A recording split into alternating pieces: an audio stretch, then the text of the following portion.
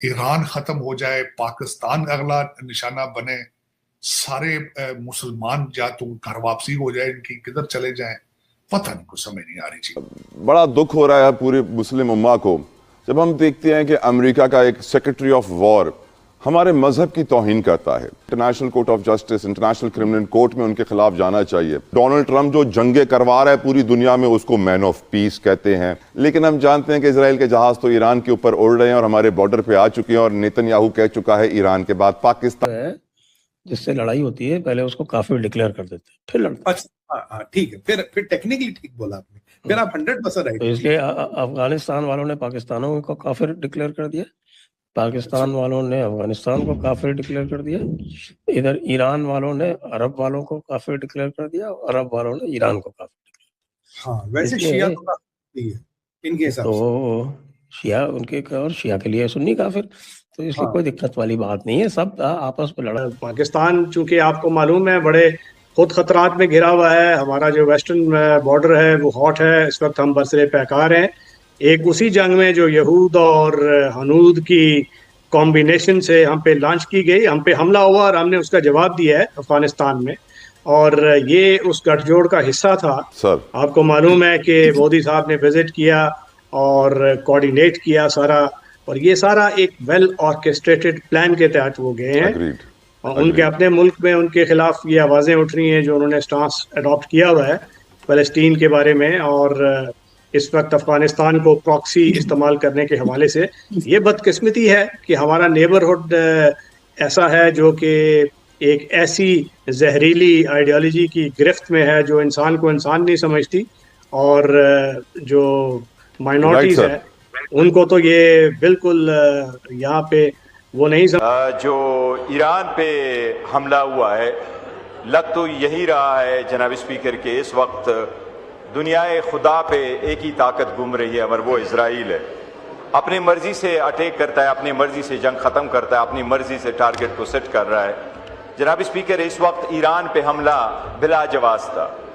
12 दिन की लड़ाई के बाद जून 2025 में अमेरिकन अपनी स्टेटमेंट यही दे दी थी और उसमें इजराइल का उन्होंने कन्फाइन कर दिया था। लेकिन क्या यह तरीका है कि मतलब नेतन्याहू कहेंगे कि मुझे तो ये फला नहीं पसंद, इसको सबको मार दो? सर, वो बैठने को नहीं कहते, वो लेटने को कहते हैं।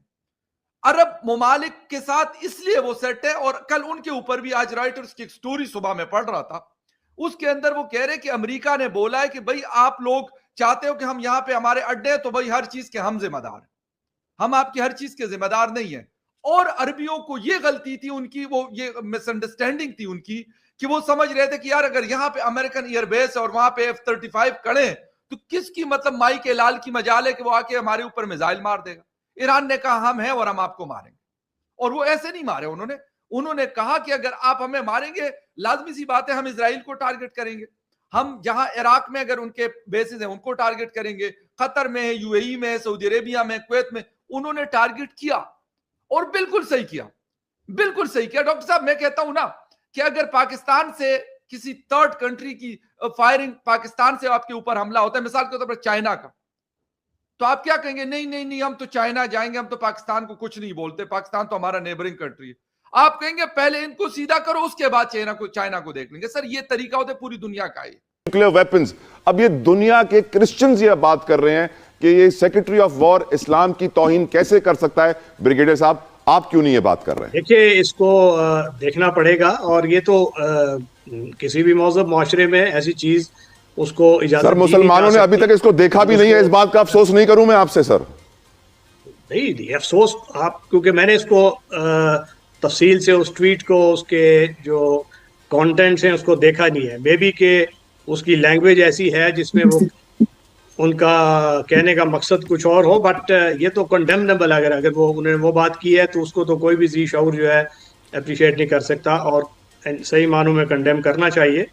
तो इस्लामी मुल्क जो हमारी OIC है, ये इसका फर्ज बनता है ना कि इसमें एक इजलास बनाए। सर, अक़वाम मुत्तहिदा एक डमी इदारा बन गया है, अमेरिका UN को छोड़ के चला गया है, आप OIC में कैसे उम्मीदें लगा रहे हैं हुजूर?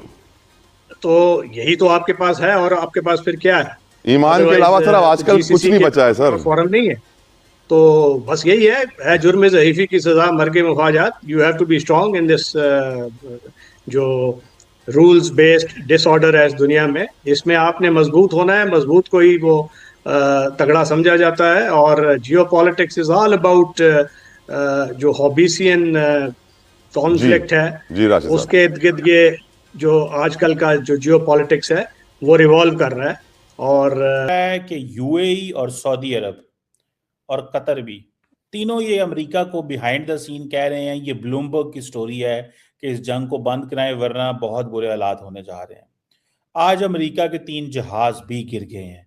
ट्रंप साहब का मैं अभी देख रहा था, CNN ये कह रहा है कि जो डिसअप्रूव करते हैं अमेरिका पे हमले वो 60% लोग हैं। कोई क्लियर प्लान नहीं है अमेरिकी एडमिनिस्ट्रेशन के पास कि हमने क्या करना है। आज जो डिफेंस सेक्रेटरी पीट हेगसेथ ने कहा है कि अमेरिका फर्स्ट कंडीशंस देगा कि हमने जंग से बाहर निकलना है, क्या करना है।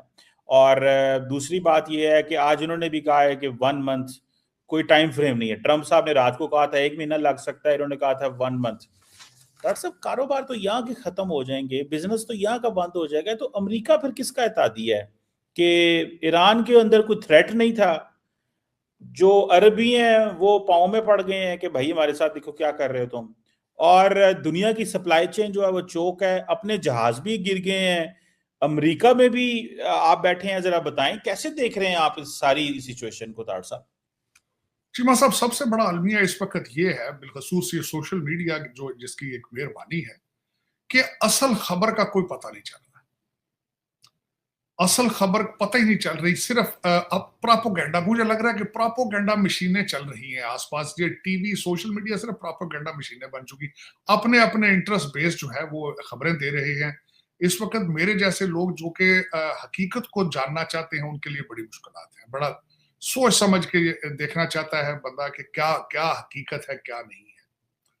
अब जिस तरह मैं मिसाल देना चाहूंगा कि 3 जहाज गिरे हैं कुवैत के अंदर। कुछ इस वक्त खबरें कुछ कहते हैं जी फ्रेंडली फायर है। फ्रेंडली फायर कहते हैं जी 2 तैयारों के दरमियान होता है, तीसरा फिर किस तरह गिर गया, ये एक लेजिट एक आर्गुमेंट दिया जाता है।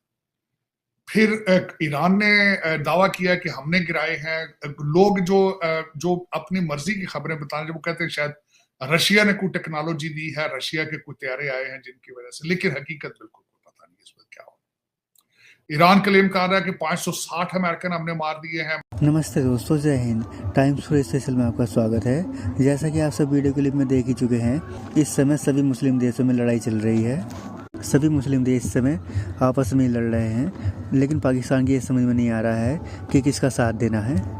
ईरान सभी मुस्लिम देशों पर मिसाइल दाग रहा है क्योंकि सभी मुस्लिम देशों में अमेरिका के सैन्य ठिकाने हैं। ईरान सभी सैन्य ठिकानों को तबाह कर रहा है। हालांकि ईरान का साथ कोई भी मुस्लिम देश नहीं दे रहा है, इसलिए ईरान सभी पर हमला कर रहा है। लेकिन पाकिस्तान के ये समझ में नहीं आ रहा है कि मुझे किसका साथ देना है, क्योंकि पाकिस्तान ने सऊदी अरब के साथ भी डिफेंस डील साइन की रखी है। अगर पाकिस्तान सऊदी अरब का साथ देता है वो ऑटोमेटिक ईरान का दुश्मन बन जाता है, क्योंकि ईरान सऊदी अरब और दुबई के ऊपर लगातार हमले कर रहा है। साथ ही पाकिस्तानी संसद में ये चर्चा चल रही है कि इजराइल एक ऐसा देश हो रहा है जो सभी मुस्लिम देशों पर हमला कर रहा है। साथ ही पाकिस्तानी सांसद का यहाँ तक कहना है कि हमें सभी मुस्लिम देशों को अमेरिका और इजराइल पर हमला कर देना चाहिए। तो दोस्तों, आपको ये वीडियो कैसी लगी कमेंट बॉक्स में अपनी कीमती राय जरूर देना। और साथ ही आप चैनल पर नए हैं तो इस वीडियो को लाइक और चैनल को सब्सक्राइब जरूर कर दीजिएगा। मिलते हैं ऐसी किसी और वीडियो में, जब तक के लिए जय हिंद, वंदे मातरम।